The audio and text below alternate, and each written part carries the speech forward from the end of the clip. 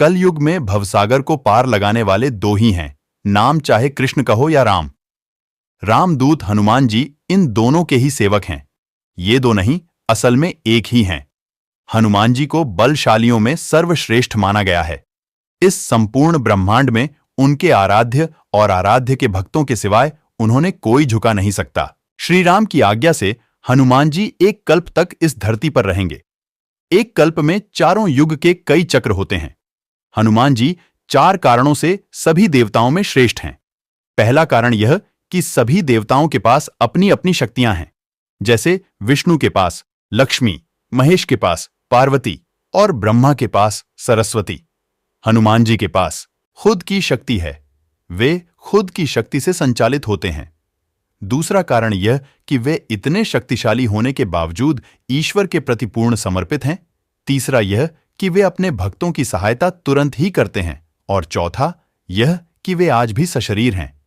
इस ब्रह्मांड में ईश्वर के बाद यदि कोई एक शक्ति है तो वह है हनुमान जी। महावीर विक्रम बजरंगबली के समक्ष किसी भी प्रकार की मायावी शक्ति ठहर नहीं सकती। हर युग और हर समय में उन्होंने श्री राम, श्री कृष्ण या अपने भक्तों को दर्शन दिए हैं। भीम और अर्जुन ने द्वापर युग में हनुमान जी के दर्शन किए थे। वहीं कलयुग में तुलसीदास जी, समर्थ रामदास, भक्त माधवदास, नियम करोली बाबा, राघवेंद्र स्वामी आदि कई लोगों ने उनके साक्षात दर्शन किए हैं। कहते हैं कि हनुमान जी नेपाल तिब्बत सीमा पर स्थित गंधमादन पर्वत पर रहते हैं और वे वहां पर रहते हैं जहां पर रामायण का पाठ होता है। जगन्नाथपुरी की रक्षार्थ वे वहां पर भी विराजमान हैं। सर्वप्रथम श्री राम की कथा भगवान श्री शंकर ने माता पार्वती जी को सुनाई थी। उस कथा को एक कौवे ने भी सुन लिया। उसी कौवे का पुनर्जन्म काकभुशुंडी के रूप में हुआ। काकभुशुंडी ने भगवान गरुड़ को कथा सुनाई थी, परंतु वाल्मीकि रामायण से पहले हनुमान जी ने रामायण को एक शिला पर लिख दिया था। हनुमान जी ने एक शिला चट्टान पर अपने नाखूनों से लिखी थी। यह हनुमद रामायण के नाम से प्रसिद्ध है, परंतु बाद में उन्होंने वाल्मीकि जी की निराशा को देखते हुए इसे समुद्र में फेंक दिया था। हनुमान के पिता सुमेरु पर्वत के राजा केसरी थे तथा उनकी माता का नाम अंजना था। इसीलिए उन्हें अंजनी पुत्र कहा जाता है। उन्हें वायु देवता का पुत्र भी माना जाता है, इसीलिए इनका नाम पवन पुत्र हुआ। उस काल में वायु को मारुत भी कहा जाता था। मारुत अर्थात वायु, इसलिए उन्हें मारुति नंदन भी कहा जाता है। उन्हें शंकर सुवन भी कहा जाता है, अर्थात शंकर जी के पुत्र। इंद्र के वज्र से हनुमान जी की हनु ठुड्डी टूट गई थी, इसलिए तब से उनका नाम हनुमान हो गया। वज्र को धारण करने वाले और वज्र के समान कठोर अर्थात बलवान शरीर होने के कारण उन्हें वज्रांग बली कहा जाने लगा। मातंग ऋषि के शिष्य थे हनुमान जी। हनुमान जी ने कई लोगों से शिक्षा ली थी। सूर्य, नारद के अलावा एक मान्यता अनुसार हनुमान जी के गुरु मातंग ऋषि भी थे। मातंग ऋषि शबरी के गुरु भी थे। कहते हैं कि मतंग ऋषि के आश्रम में ही हनुमान जी का जन्म हुआ था। किंवदंती अनुसार भगवान राम का अपने भक्त हनुमान से युद्ध भी हुआ था। गुरु विश्वामित्र के निर्देशानुसार भगवान राम को राजा ययाति को मारना था। राजा ययाति ने हनुमान से शरण मांगी। हनुमान ने राजा ययाति को वचन दे दिया। हनुमान ने किसी तरह के अस्त्र शस्त्र से लड़ने के बजाय भगवान राम का नाम जपना शुरू कर दिया। राम ने जितने भी बाण चलाए सब बेअसर रहे।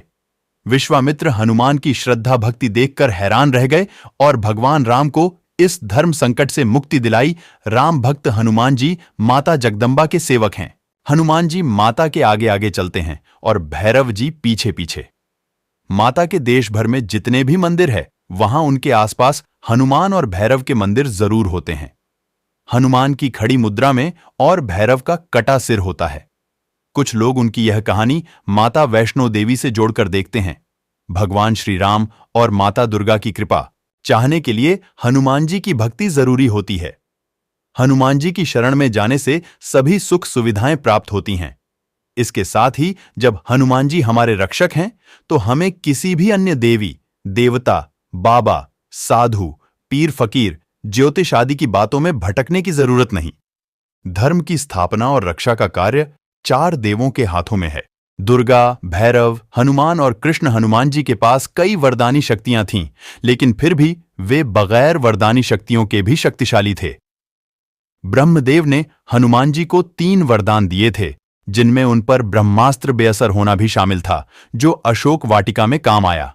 ऐसी भी किंवदंती है कि भगवान राम जब राज सिंहासन पर विराजमान थे, तब नारद ने हनुमान जी से विश्वामित्र को छोड़कर सभी साधुओं से मिलने के लिए कहा।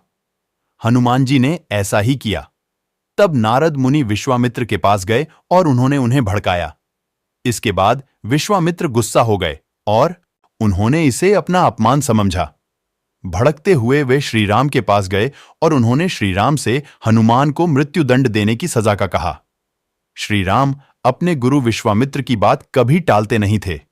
उन्होंने बहुत ही दुखी होकर हनुमान पर बाण चलाए, लेकिन हनुमान जी राम का नाम जपते रहे और उनको कुछ नहीं हुआ। राम को अपने गुरु की आज्ञा का पालन करना ही था, इसलिए भगवान श्री राम ने हनुमान पर ब्रह्मास्त्र चलाया। लेकिन आश्चर्यजनक रूप से राम नाम का जप कर रहे हनुमान का ब्रह्मास्त्र भी कुछ नहीं बिगाड़ पाया। यह सब देखकर नारद मुनि विश्वामित्र के पास गए और अपनी भूल स्वीकार की।